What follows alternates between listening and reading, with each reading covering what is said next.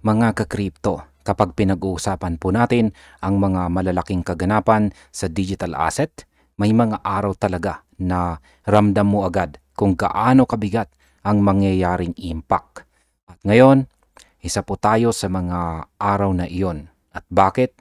Dahil may mga napakalaking development na paparating kay XRP. Development na hindi lang magtatas ng kilay ng mga traders, kundi posibleng magbukas ng panibagong yugto para sa buong crypto market. Ang pagpasok po ng spot XRP ETF ay hindi na po simpleng balita. Isa na itong turning point at ngayong inilabas po ng Bloomberg ETF expert na si Ginong James Seyffart ang updated timeline kung kailan po ila-launch ang mga natitirang major XRP ETF. Kailangan talaga natin itong himayin dahil baka ito ang siyang magtakda ng next explosive phase ni XRP o yung kanyang sunod na pagsabog. Lalo na sa institutional side na matagal na pong nag-aabang ng regulated exposure sa asset na ito. Habang tumataas po ang excitement, tumataas din ang pressure. At dito po papasok ang tanong na dapat po nating pagtuunan. Ano ang tunay na magiging epekto nito sa presyo, sa liquidity, at saka sa long-term sentiment para kay XRP? Sapat na ba ang dalawang existing ETF? Ano ang ibig sabihin ng paparating na Grayscale at saka Franklin Templeton XRP ETF? At paano po maapektuhan ng delay ng iba pang asset managers ang kabuang galaw ng market? Kaya sa video na ito ay dudurugin natin ng detalyado at malinaw ang bawat piraso ng impormasyon para maintindihan natin para maintindihan po natin bilang mga holder, hodler, trader at saka investor kung gaano po kalaking yugto ang susunod na araw para kay XRP. Kaya yan, simulan po natin sa ating pinakaunang matinding katanungan dito kung bakit po ba napakalaki ng epekto ng updated launch timeline na inilabas ni Ginoong James Seyffart. Ayan, kasi kapag galing po sa isang kilalang analyst na tulad po ni Ginoong James Seyffart, hindi po ito ordinaryong prediction. Sapagkat kilala siya bilang isa sa pinakamalapit at pinakamadalas na reference ng mga institutional traders pagdating po sa mga ETF timelines. Ibig sabihin kapag naglabas po siya ng expectation, ito ay malapit na po sa real pulse ng regulators at saka asset managers.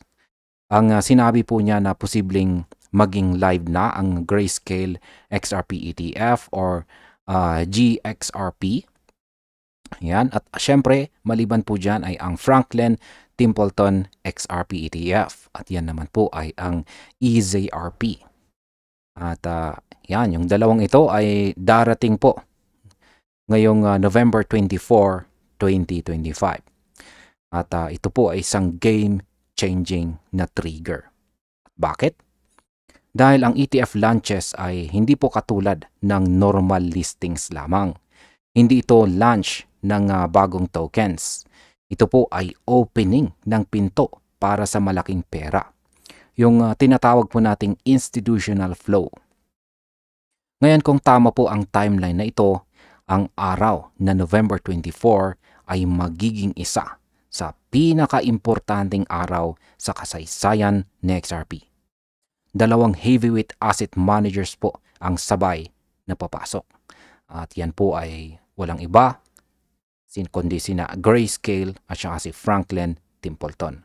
Parehong may pangalan, parehong may matibay na track record, at pareho ring may kakayahang magpasok ng daang-daang milyong dolyar sa loob lamang ng ilang araw. Kaya ang impact po nito sa market ay asahan po natin na magiging immediate yan, or mabilis. Kasama dito ang pagtaas ng liquidity, pag-init ng sentiment, at pagdami po ng exposure ng XRP sa mga investors na previously ay hindi po sumasali dahil walang regulated product. At tayo naman bilang mga traders at holders, nararamdaman natin agad ang shift sa momentum kapag ganito po ang kalaking pondo ang siyang gumagalaw. Ngayon ay ano naman po ang kahulugan ng sabay na launch ng Grayscale XRP ETF at saka Franklin Templeton XRP ETF. Hindi po ito simpleng dalawang ETF lamang. Ito ay sabayang Big Bang mula po sa dalawang giant institution sa traditional na finance. Ang Grayscale ay may napakaraming loyal investors, habang ang Franklin Templeton naman ay kilala sa agresibong pag-expand sa digital assets. Ang pag-convert po ng Grayscale mula sa XRP Trust papuntang ETF ay nagbibigay ng napakalaking signal. Ito po ay sinyalis na ang kanilang strategy ay umiikot po sa expectation na lalaki pa ang institutional demand para kay XRP. Samantala, ang pagpasok naman ng Franklin Templeton sa parehong araw ay nagpapakita na hindi nila gustong maiwan. Kung ang dalawang institusyong ito ay maglalabas ng product sa iisang oras, ibig pong sabihin ay merong malakas na kumpiyansa sa market outlook na XRP. Para naman po sa price action, ito ay maaaring mag-trigger ng tinatawag nating institutional wave, kung saan ang demand ay posible pong maging mas mabilis kaysa sa supply. Kapag nangyari po ito, asahan po natin ang possible price repricing event, kung saan maaaring umakyat sa XRP sa bagong price range. Ngayon ay paano naman po nakaapekto sa timeline ang Form 8-A route at ang mga amendments sa S-1 filings? Yan, ang Form 8-A route ay ginagamit para sa accelerated launches. Ibig sabihin, kung dati ay kailangan pang maghintay ng mas mahabang regulatory cycle, ngayon ay may shortcut na kung saan ay pinapayagan po basta compliant ang asset manager. Noong in-update po ng Grayscale ang kanilang application noong November 3, yan, binuksan po nila ang pinto sa mas mabilis na approval dahil meron pong 20-day countdown rule. Lumalabas na swak ang November 24 bilang unang araw na allowed ang trading. Yan, ang Franklin Templeton naman ay nagtanggal ng delay clause sa kanilang S-1 filing. At kapag tinanggal mo ito, nagiging possible po ang immediate activation kapag na-clear ng SEC. Dito po natin makikita ang kanilang urgency, kung saan ay gusto po nilang makasabay sa launch ng Grayscale para hindi po sila maiwan sa inflow momentum. Para sa atin, malaking bagay po ito dahil ipinapakita nitong hindi na nila pinapatagal ang proseso. Kapag ang TradFi or traditional finance institutions ay nagmamadali, ibig sabihin ay may inaasahan po silang malakas na demand. Ngayon ay ano naman po ang estado ng iba pang mga XRP ETF applicants tulad po ng 21 shares, CoinShares at saka Wisdom 3. Ayan. Habang ang iba ay papasok na sa market, yan po ay ang 21 shares, CoinShares at saka Wisdom 3 ay nasa waiting room pa rin. Wala po silang tinatanggal na delay clause, kung saan ang ibig sabihin nito ay wala pa silang green light para sa mabilisang launch. Hindi ito masamang senyales, ngunit malinaw na sila ay nakaabang pa sa malinaw na go signal mula sa SEC. At dahil dito, hindi natin aasahan ang kanilang launch sa November 24.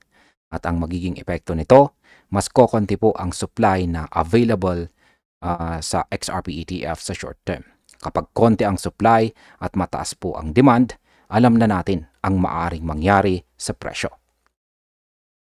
Ngayon ay ano naman po ang significance na may dalawang spot XRP ETF na agad na active sa US market?